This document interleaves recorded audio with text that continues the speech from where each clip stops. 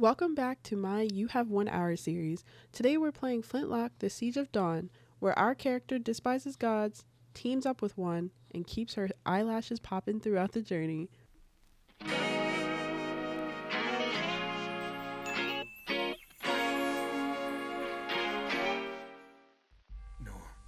for 10 bitter years since the dead broke through the door, I've promised you peace. Today, I'm making good on it. Sama hatched a plan to blow up the door, to cut the dead off forever. Alan and I volunteered. We probably won't make it back, but I would rather take my chances than leave you in this broken world. You deserve more than a letter you'll never receive.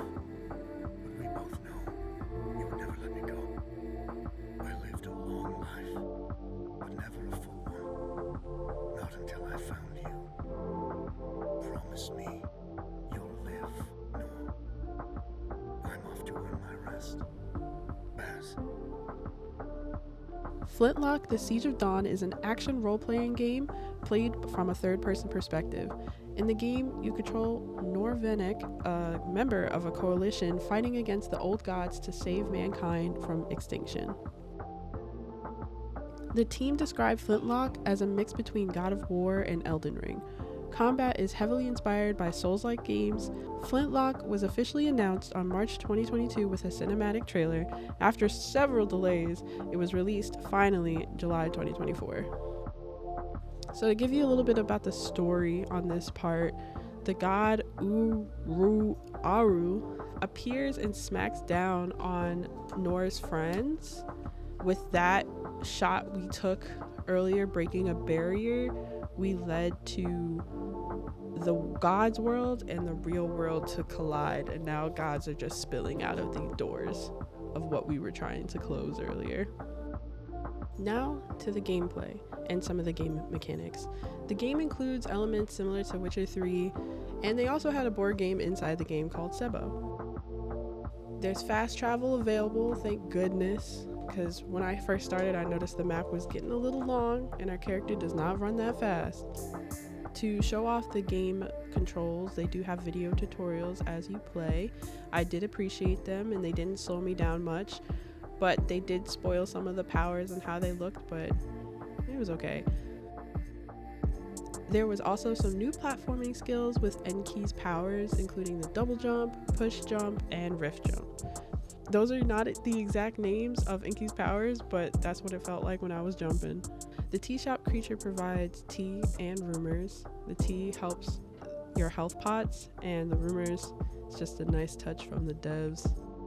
On to the cosmetics. There was not much that I saw so far, but you can change your top and you can change your bottoms. I did change my outfit to yellow at first and then moved on to an all-white outfit, which is pretty nice. And I do have to spend my upgrade ability money, as they call in the game reputation, on my character's outfits. I might play this game more, so I don't really care, but I do like cosmetics in games, so I finna spend all my upgrade money on outfits, and I'm proud of it.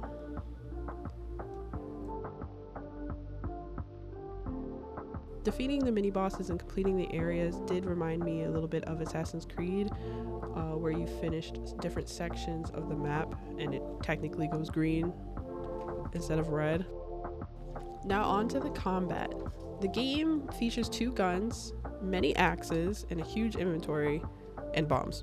The slow-mo headshots actually were pretty surprising to me. I thought it was going to be straightforward fighting, but once I took a shot and actually had a slow-mo, I was like, oh, it's like that. Parry combos are satisfying, though there was no limb dismemberment. I thought I would take off a leg if I swing off a leg, but all the body parts stayed together, and that was okay. I was just expecting it from past games. The dodge mechanic needs work, as enemies still hit me often, leading on to 3 to 4 deaths during my hour and a half playthrough. Health bars for the mini bosses were at the bottom, so it was a little confusing to me, especially when there's times if you're in a mini boss's area or objective, they would put a red bar on top showing that you're there, and then the health bar on the bottom, and I'm so used to games having health bars on the top that I was just being confused the whole time and was just hoping they would die soon, even though I saw their health like not moving up there. So in conclusion, I give this game an 8 out of 10. I deducted 2 points for that frustrating spider fight I had later in the game, and I guess not getting as exciting until I got to closer to the 40-minute mark of the game and after all the tutorials. I thoroughly enjoyed the challenge. This might be a game to play with a controller, not really with keyboard and mouse, as they differ from other games with the controls, with interacting, skipping, everything like that.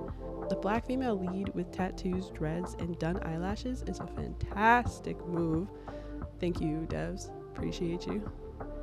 The unique companion that aids in combat mobility and defense dodges is a standout feature. If you know other games with similar companions, please let me know down in the comments. The game felt like a melting pot of different universes and plots, making it very enjoyable. The option to skip small dialogues was appreciated, allowing me to read and skip ahead to the cutscenes.